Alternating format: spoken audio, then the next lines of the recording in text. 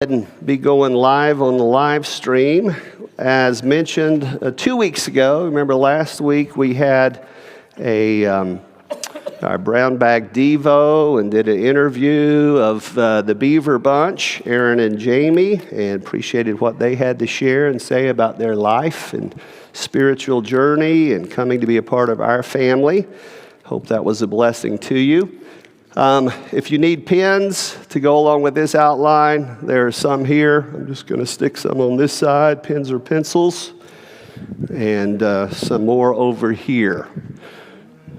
So we are in week 10 of our current study, which, Lord willing, we will wrap up next week, okay? Worship, women, and the Word of God, a study of what Scripture says, history teaches, and the present moment needs. And if you recall, 2 weeks ago, I'd given you an outline that was from 1989, Dr. Tom Gear at Abilene Christian University. Tonight, we're looking at another outline that, again, is not mine, which means I'm safe from any criticism, right?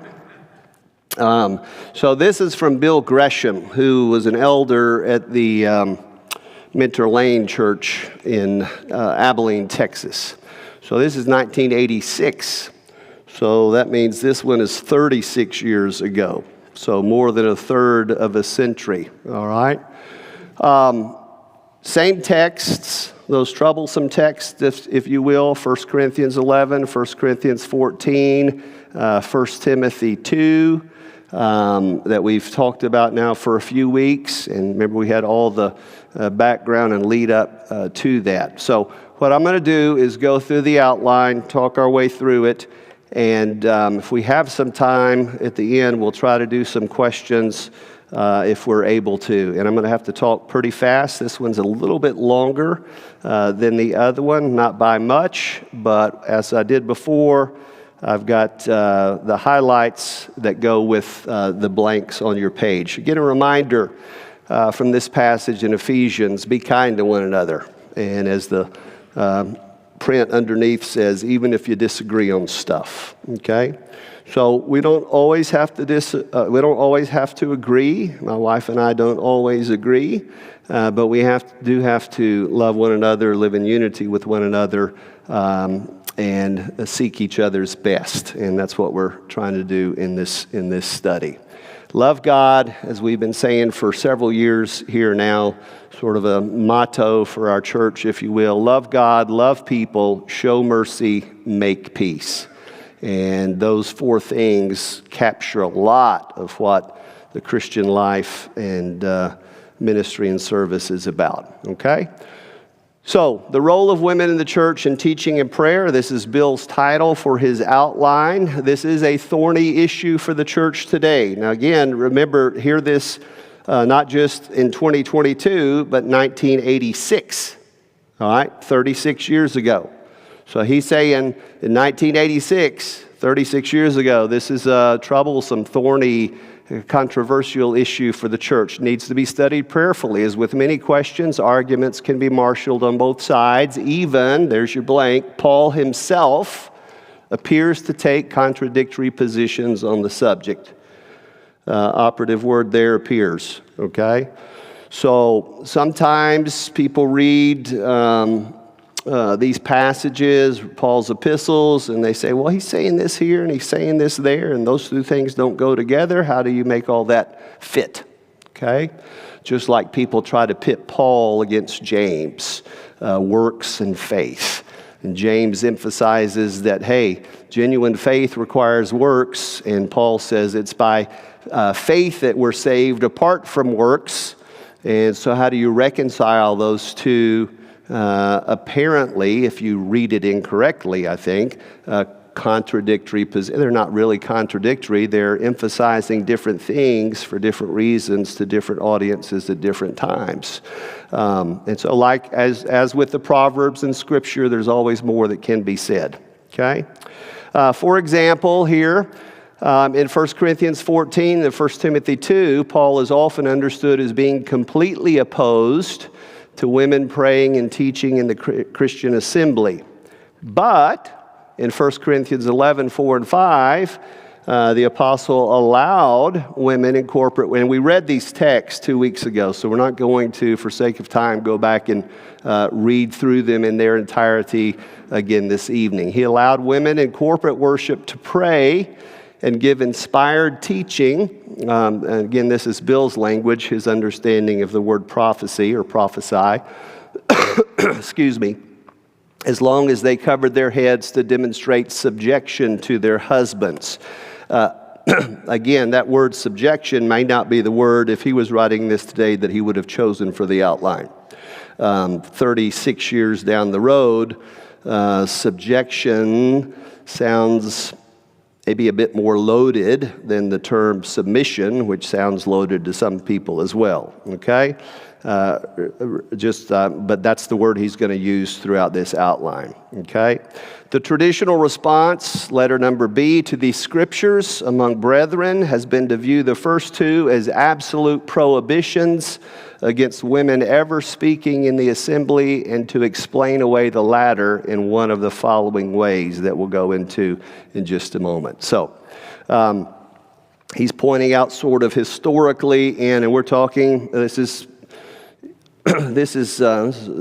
family talk, all right, which is always one of the risks of, like we're doing right now, live streaming this and putting it out there for anybody in the world to see. But sometimes in-house talk doesn't make sense to people who aren't a part of the house, right, or who have a different house.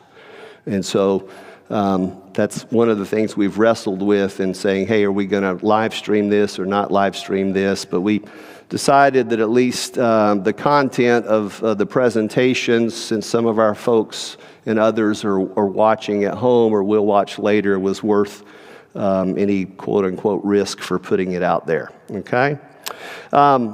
So within the house, within Churches of Christ, American Restoration Movement, our third of that movement, this has been sort of the take, okay? Those first two passages are absolute prohibitions, and then, this doesn't really fit, so we're going to try to explain it away to some degree. Here's how we have sometimes done that. The context of 1 Corinthians 11, folks have said, refers to women who prayed and exercised the gift of prophecy. Bill's taking that as inspired teaching. Therefore, the passage is not applicable today. All right? If it's a gift, a miraculous, supernatural, spiritual gift that is no longer operative, again, we could argue about that one way or the other. There's good arguments on both sides. Then this passage, it doesn't even apply. It's talking about something we don't even have to worry about, okay? But this proves too much, because the context of 1 Corinthians 14, which is where 34 and 35 are, right? Be silent, also has to do with miraculous gifts. And then this is my addendum here. This is not in his original outline. Just making sure you're aware of that. That's what the ACH is there for, my initials. Which would mean that this, just to try and clarify it a little more, which would mean that this passage as well, including the silence of women, is not applicable to us today. Okay? See if this next point makes that a little clearer. Does this prove that Paul's demand for women to be silent in the church has no relevance for Christians today? Most would not think so. So, if 1 Corinthians 11, as the argument to explain it goes, or he would say explain it away, is not operative or not applicable because 1 Corinthians 11, that gift of prophecy, is not current, and so therefore that passage about what women are doing, were doing then, doesn't apply to today. Well, 1 Corinthians 14 also is dealing with miraculous gifts, tongue speaking, prophesying, and therefore the silence there wouldn't apply to today, since those gifts aren't operative, some would say, okay? So it's kind of like you can't take it this way in that passage and then not take it the other way in the other passage. Now, again, there could be discussion about that. Some, number two, have maintained that 1 Corinthians 11 referred to a private prayer meeting. I've heard people say all these things. Private prayer meeting where only women were present.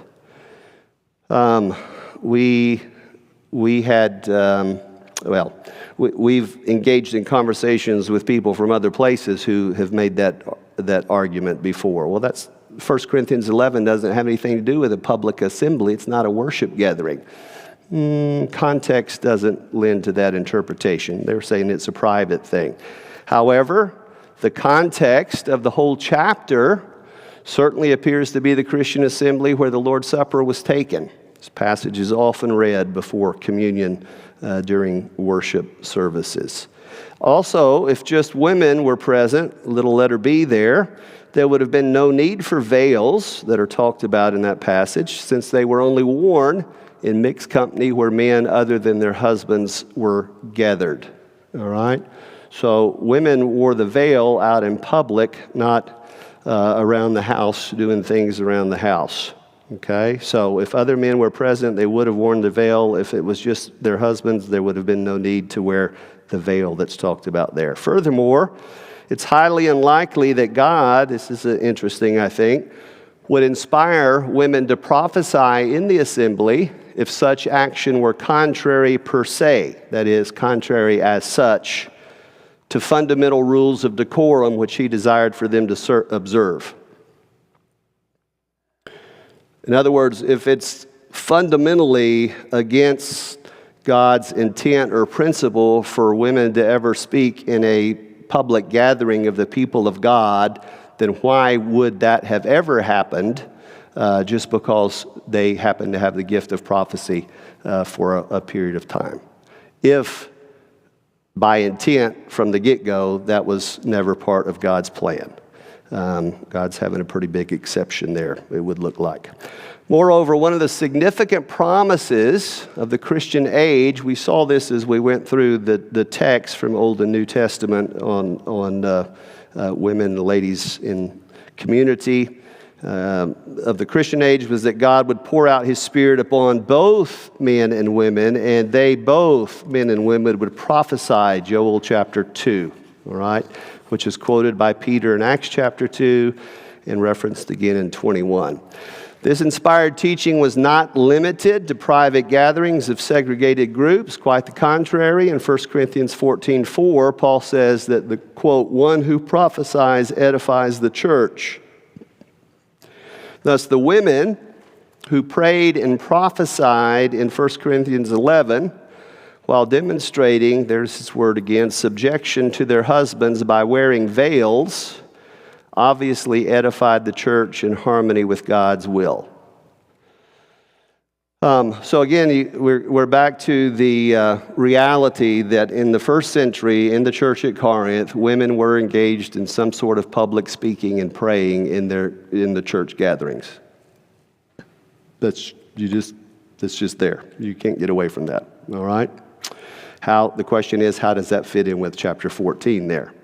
And so this is where he goes next. The situation, however, in 1 Corinthians 14, 34, 35 is quite different. Let me just read those two verses again, since they are ones that people often go to.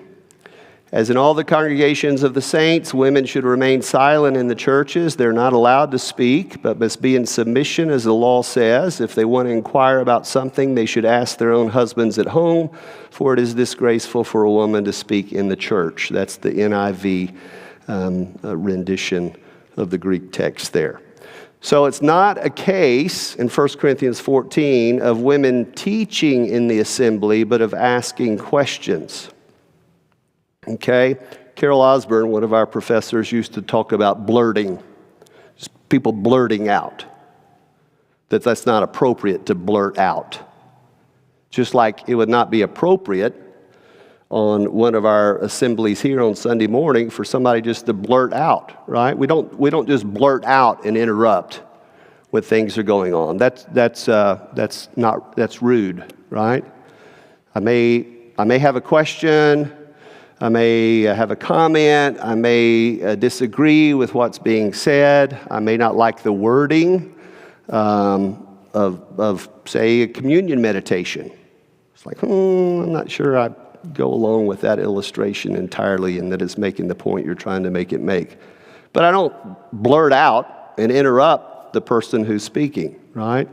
That seems to be some of what's happening here. It appears that the wives of some of the prophets were interrupting their husbands, challenging their interpretations by asking questions, thereby causing confusion, which, again, seems to be the concern in this passage. 1 Corinthians 14, verse 40 says, "But everything should be done in a fitting and orderly way."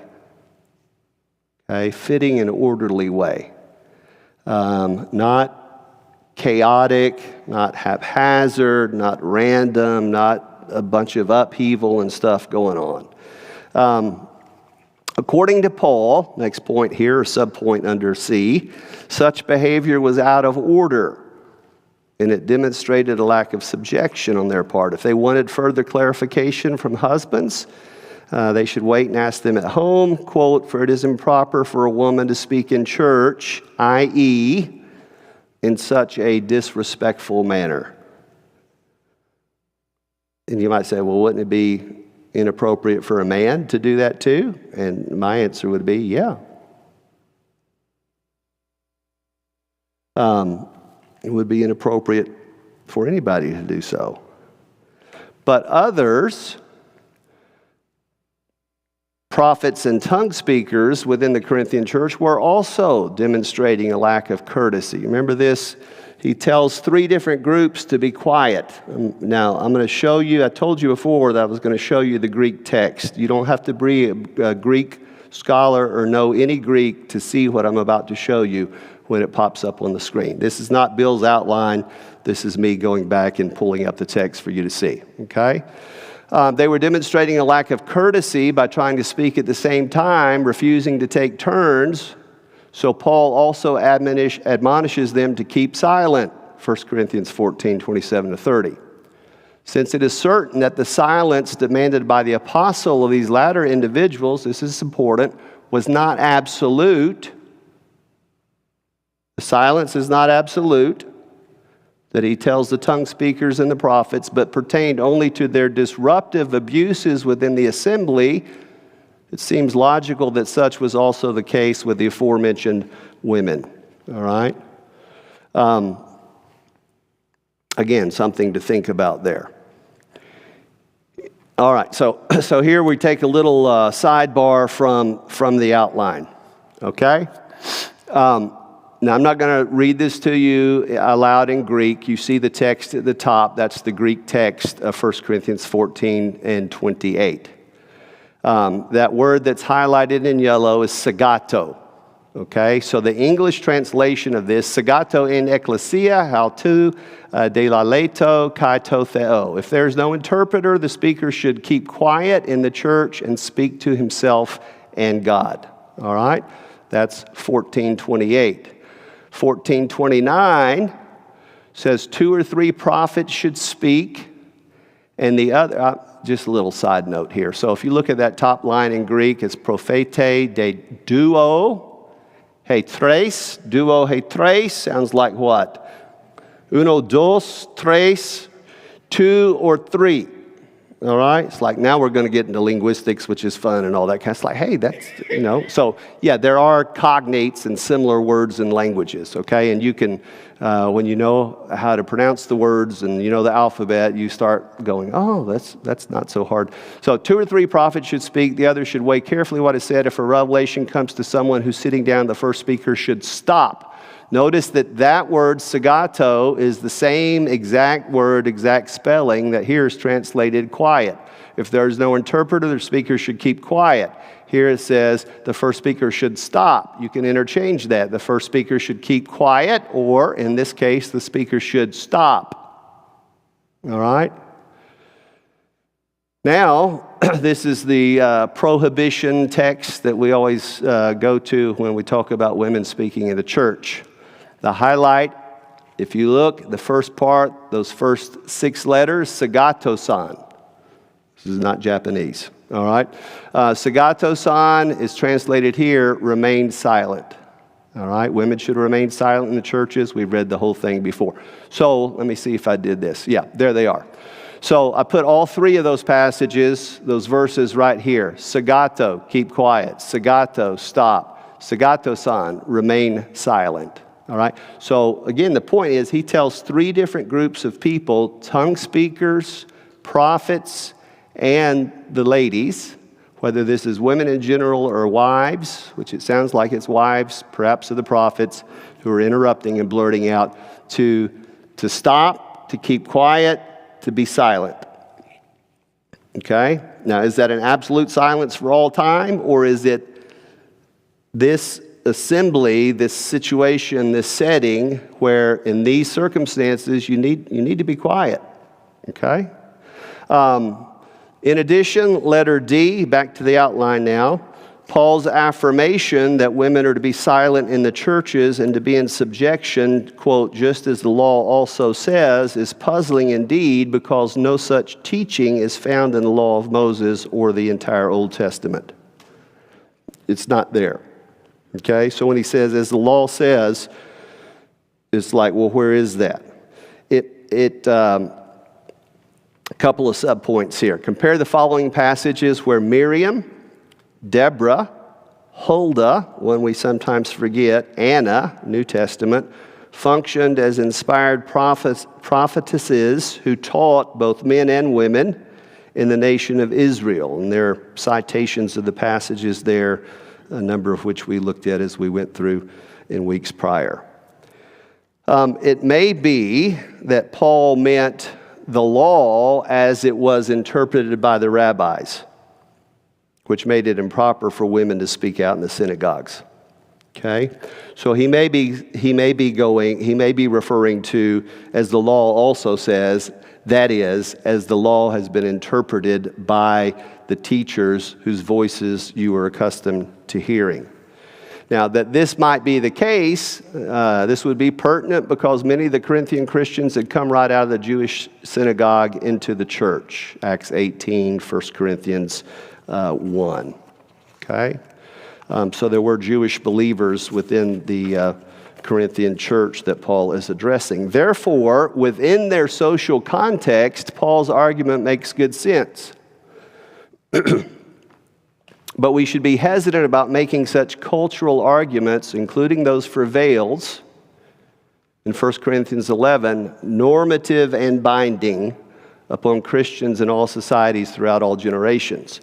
Again, we're all inconsistent, all right? We just have to be honest. The one consistent thing about humans is that they are inconsistent, right? Sort of a funny, but a reality. So sometimes people will go really, really hard on 1 Corinthians 14, 34, and 35. Women have to be quiet. But in that same broad span of text, 11, 12, 13, and 14, very few people, although there are some who are consistent, will say, and women have to wear veils, or women have to have their head covered. All right? So, but it's kind of a package. If you're going to say one, then you kind of have to say the other too. And I know, in my years ago, I remember going to worship with ladies who always wore hats or veils or head coverings because that's the way they read the text. They believed that they needed to wear a hat, wear a head covering when they came to church or to the assembly. All right. So we're moving, or Bill's moving now to 1 Timothy chapter 2. Let me just a second. Clear your throat and cough, right? I've got a little head stuff going on here. Concerning Paul's teaching in 1 Timothy 2, several things should be noted. Number one, although men, andros is the Greek word there, are encouraged in every place to pray, quote unquote, it does not necessarily follow, as some have argued, that women are thereby excluded from praying in the Christian assembly. See again 1 Corinthians 11:5, which women were praying in the assembly beyond any doubt. Okay? Throughout the Bible, men and or fathers are always commanded to take the lead in religious responsibilities. Okay? You see that repeatedly. All right? No argument about that. Some examples here. For example, e.g., that's what that means. In Ephesians 6:4, the apostle writes, "Fathers, do not provoke your children to anger, but bring them up in the discipline and instruction of the Lord." Okay? Specific instruction to fathers. But because mothers are not mentioned here, does that mean that it would be wrong for them to discipline and instruct their children in the way of the Lord? I know of no one, again, these are not my words, but I agree. I know of no one who would so argue, but if the kind of logic mentioned earlier were to be adopted, such activity would not be lawful for them because only fathers are specifically directed to do so.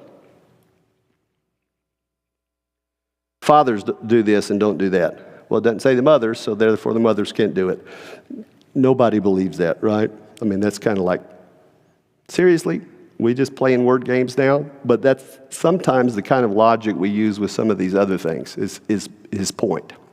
Some observations should also be made about 1 Timothy chapter 2. Number 1, when women are told to quietly receive instruction with entire submissiveness, end quote, this may echo a similar kind of situation to that which we saw at Corinth, where some women were speaking up. You didn't want to blurt. Oh, thank you for not blurting out, as you just blurted out, you blurter. I meant to stop there. Let's pause there and look at the Greek text. Okay, we've mentioned this before. Again, the word for quiet. So in 1 Timothy chapter 2, verse 1 says, "I urge then, first of all, that petitions, prayers, intercession, and thanksgiving," you can see that the second word in the second line, Eucharistias. Eucharist, it's the word we get that's applied to the Lord's Supper. Eucharist means thanksgiving, the meal of thanksgiving. Be made for all people, panton anthropon, for kings, basileon, and all those in authority, that we may live peaceful, eremon kai hesukion, and quiet lives in all godliness and holiness. Okay? Hesukia, or hesukion, is the case. There's different cases, different languages, genitive, dative, accusative, nominative. So Greek has those different cases.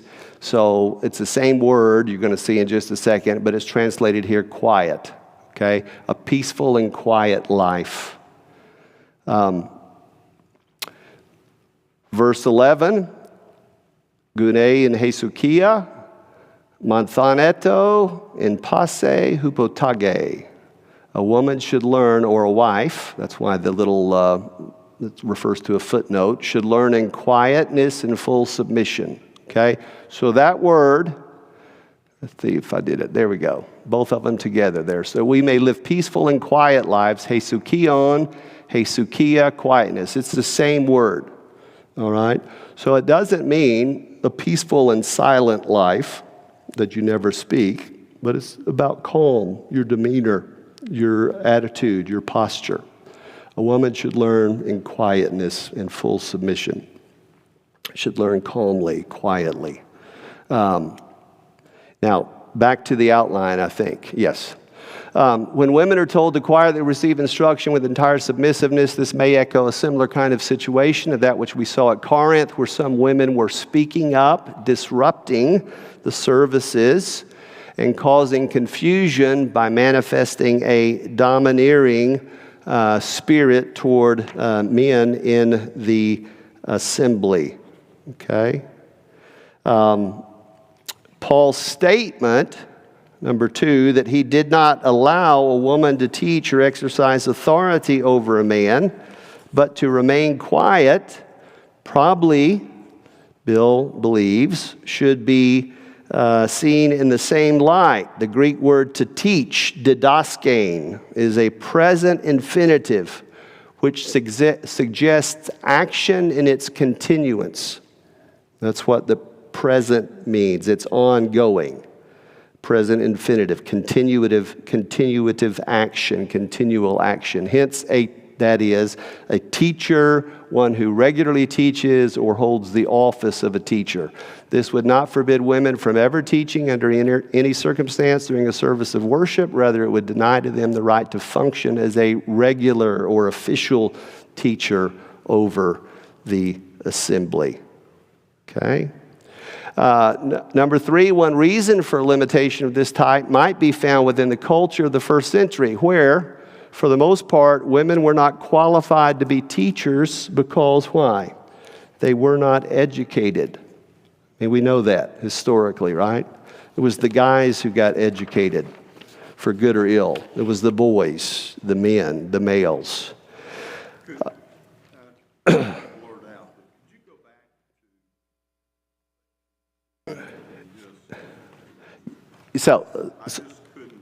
So let me, I tell you what, Steve, I'm just watching my clock here. So let me go finish the outline, and then I'm going to try to, we've got this last page to do, and we should have some time, then I can go back and do that, okay? Otherwise, I'm afraid I won't get through it, okay? So tell me which section you were talking about right here? Okay, we'll come back to that. That'll be the first question, all right? One reason for limitation of this type, again, because women were not educated. Subpoints. A strong bias existed in Judaism against women receiving instruction in the law, and this continued among Orthodox Jews until modern times, as was vividly, again, remember, you got to read this as it's being written. This is 1986, as was vividly illustrated or portrayed in the recent movie Yentl. Now, that's not recent to us, but in 1986, it was recent. Did you guys ever watch that movie? Did it have Barbra Streisand in it? She was a young Jewish girl who wanted to study Torah, and she couldn't because she's a girl, so what did she do? She dresses as a boy and goes to Torah school, and then you have the twist is that she becomes interested in one of the boys romantically, and now what do I do? All right, but it's about a young lady who wants to study. Sidebar here for just a second, okay? This, as far as Orthodox, the ultra-Orthodox Jews still exist today. I see it on my planes when I'm flying in and out of New York, especially. I travel with a lot of very Orthodox Jews and as passengers.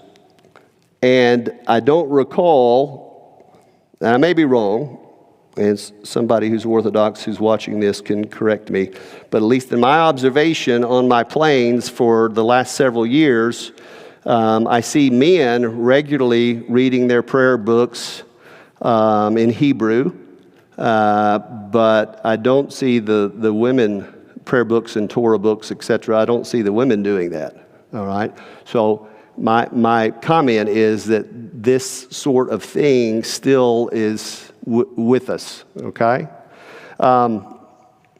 Next point. This may also explain why Paul had no fundamental problems with women who prophesied in the assembly, since they had an inspired message from God. That is, their lesson was not dependent upon education and training, okay? However, to install women in general as regular teachers when they plainly were not equipped for such tasks would have been irresponsible indeed. Instead of being teachers, they needed to be taught, and that is precisely what Paul recommended for them. The further restriction, number 4, placed upon women in 1 Timothy 2:12 is against their, quote, exercising authority over a man. The Greek term authentane means, quote, to have dominion over, to exercise authority over, to be an autocrat. Now, this next point is very important. all right, the subpoint A. This is a very strong word. And there's deeper stuff you can go into than what's on the outline or on the screen here. You can do some research yourself as well.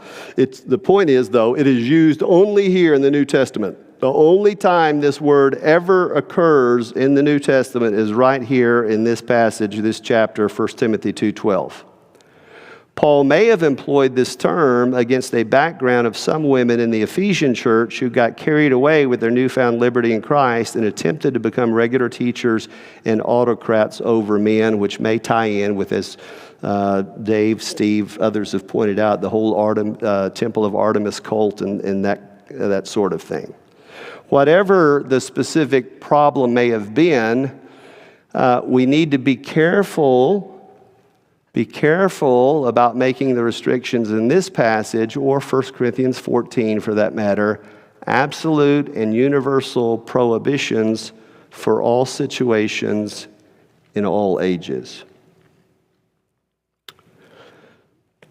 So, little sidebar here as you're finishing writing or jotting some things down, and then we'll do the conclusion, Bill's conclusion on this outline, and we'll stop the live stream and have some moments for questions, about 10 minutes maybe.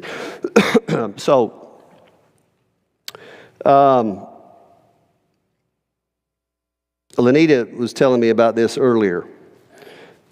So one of the governors of Tennessee, who was governor from 1911 to 1914, man by the last name Hooper, all right, who grew up as there's a lot to the story here, it's a very powerful story, grew up a child born out of wedlock, never knew who his father was, always struggled with identity issues, just dreaded it when people said, "Hey, who's your daddy? And who's your father?" And anyway, one time a preacher changed his life because after service where a visiting preacher had come to their little church out in the country, he got out fast. The boy usually left because he didn't want to interact with people, but the preacher caught him at the door. He said, "Hey," he said, who's your father?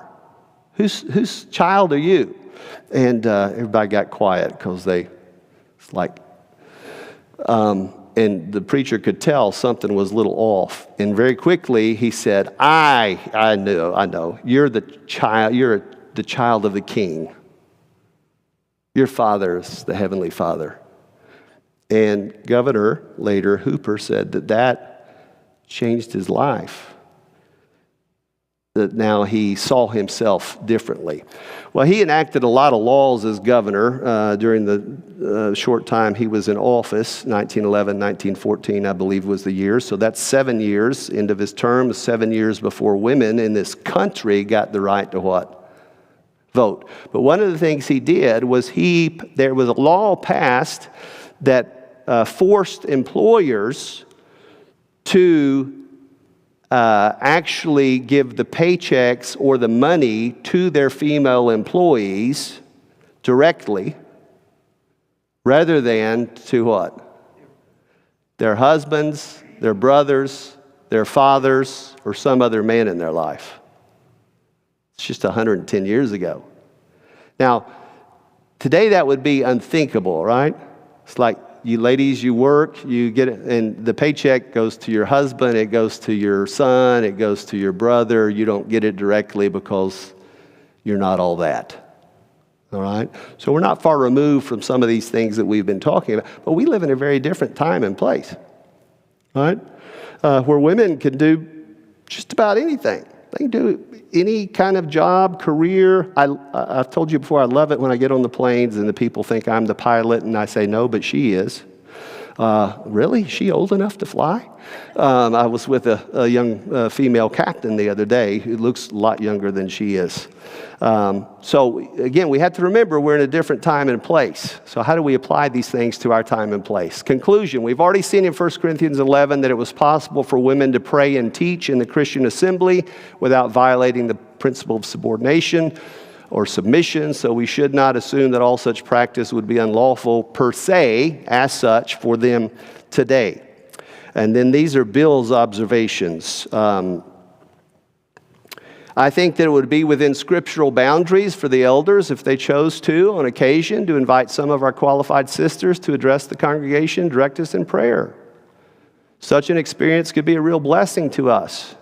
It would not mean that these godly women were functioning in an official capacity as regular teachers or autocrats over the church. To the contrary, they'd simply be demonstrating their submission to the elders by utilizing their God-given gifts to the benefit of the whole body. Number 2, however, I realize the above conclusions are controversial. I would not push for the exercise of this liberty by our women if it were deemed to be divisive and a cause of stumbling to brethren. Remember, this is 1986, 36 years ago, in this church, in this town, in West Texas, because it's possible for a thing to be permissible but not expedient. According to Paul, the actions of Christians must not only be lawful, they must also edify or build up the church. Number 3 and last, as Christians, we must always live within the tension. I didn't click it yet. There we go. Of seeking to understand and do God's will more fully while accepting those in Christ with whom we differ,